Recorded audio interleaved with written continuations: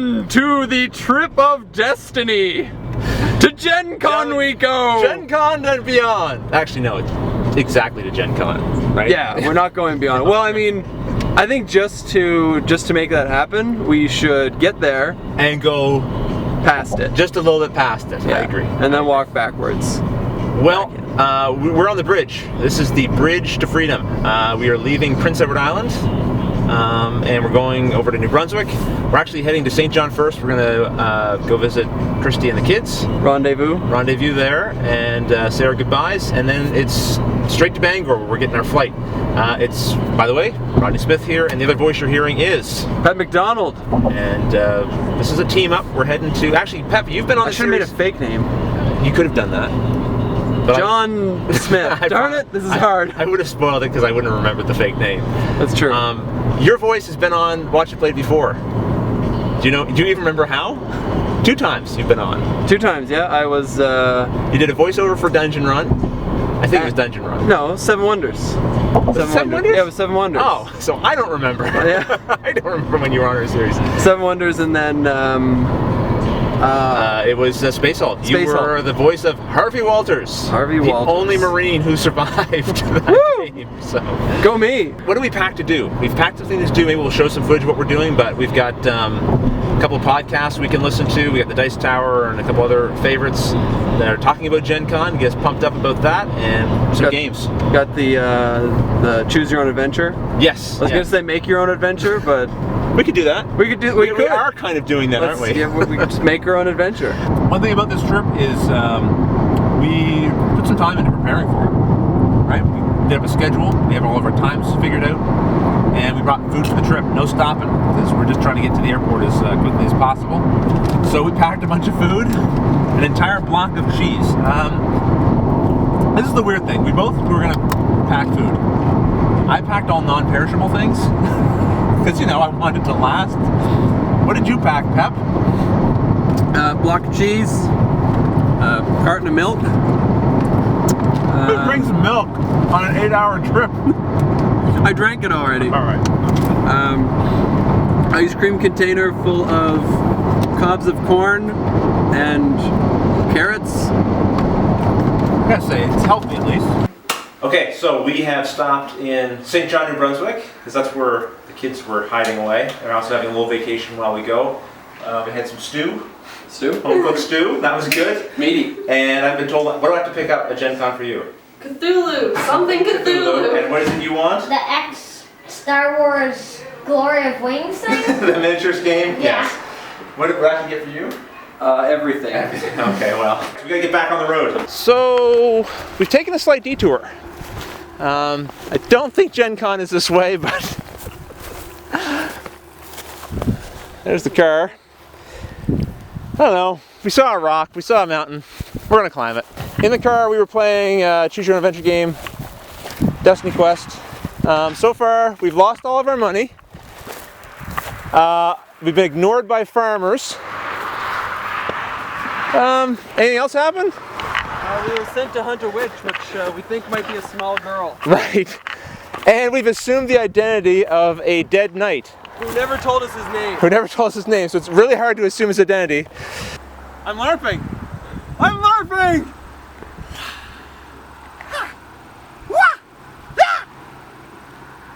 Whoops!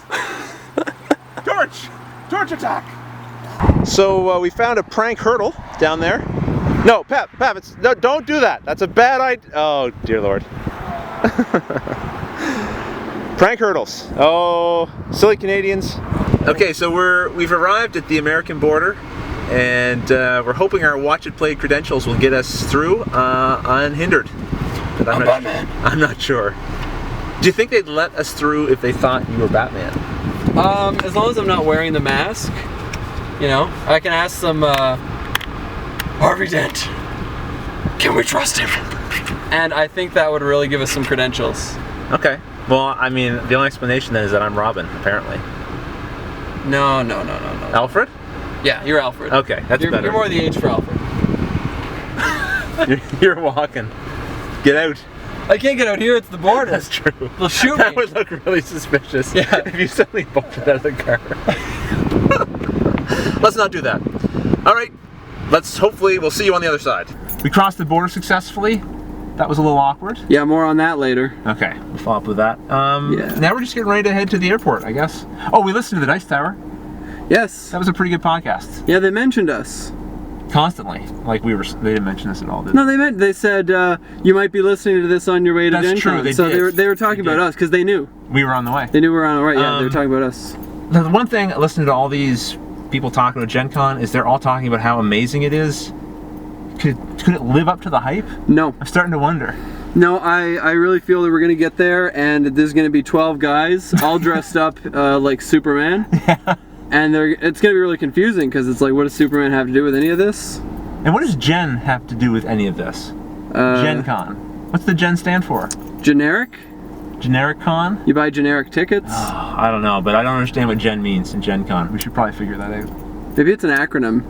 Generally enthusiastic Nerds. I was trying to use an R word, so I'm glad you jumped in quick before I embarrassed myself. Jercon. Jercon. No. That's not a good name for a convention either. No. Well, it could be.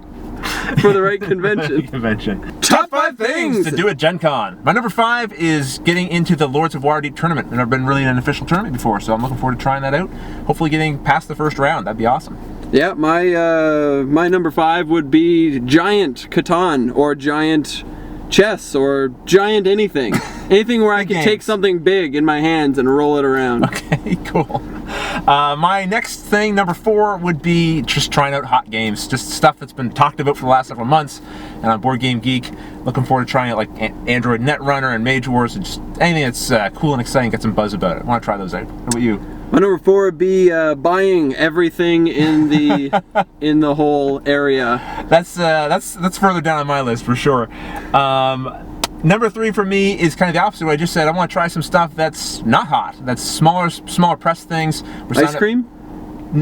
I would like some ice cream too, but that's not really what I meant, Pep. I meant games that you just aren't getting the same kind of buzz because they're smaller and they're smaller publishers. I want to try some things out that I wouldn't normally get a chance to try out. Yeah.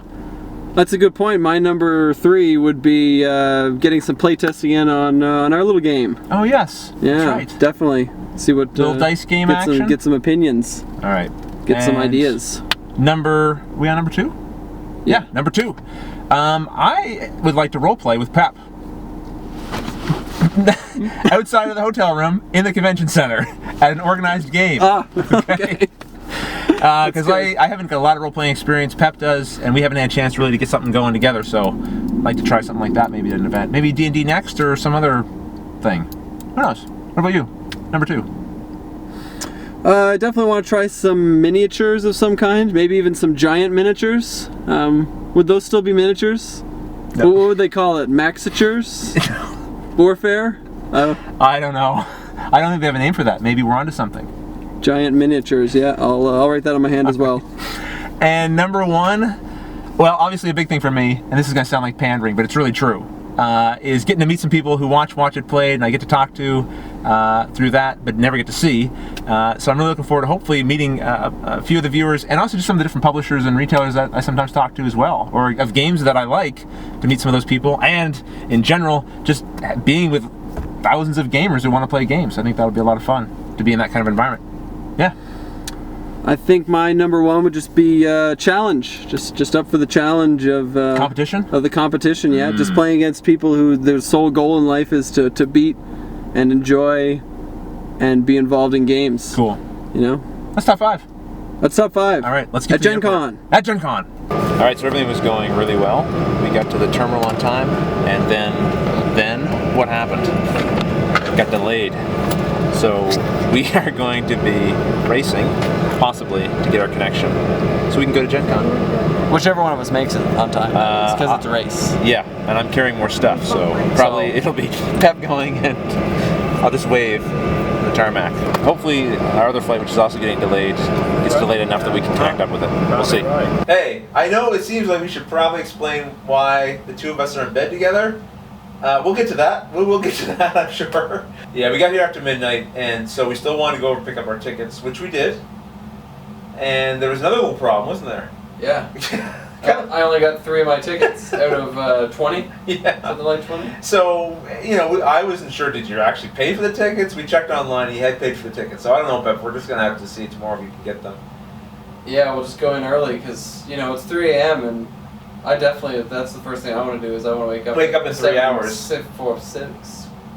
It's hard to do math at this time of night. It's hard to do anything pretty life much at this time of night. Okay, so why are we in bed together, Pep? Turns out the hotel room that we booked has only 1 bed. Big bed. It's pretty big. Anyway, yeah, we gotta go to sleep because we gotta get up in 3 hours and see if we can get everything sorted out with tickets and badges. But then it's GenCon. Woohoo! Ooh, GenCon. GenCon. Sleep This time. is excitement.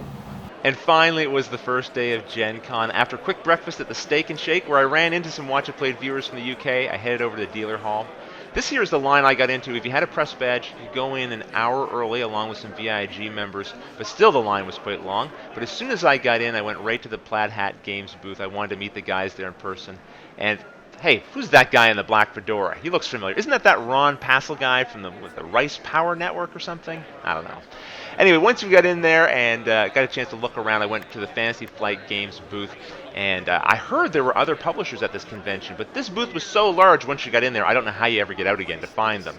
Here they were demoing the X-Wing Miniatures game. I didn't bother to demo this because I knew I was picking up a copy for Luke and I to play, but look at the awesome, just the terrain here was beautiful, and it was certainly neat to watch other people playing this. And then after that, we went over to, of course, there were actually other publishers here. We went to the AEG booth where they were demoing Smash Up as well as a number of their other games.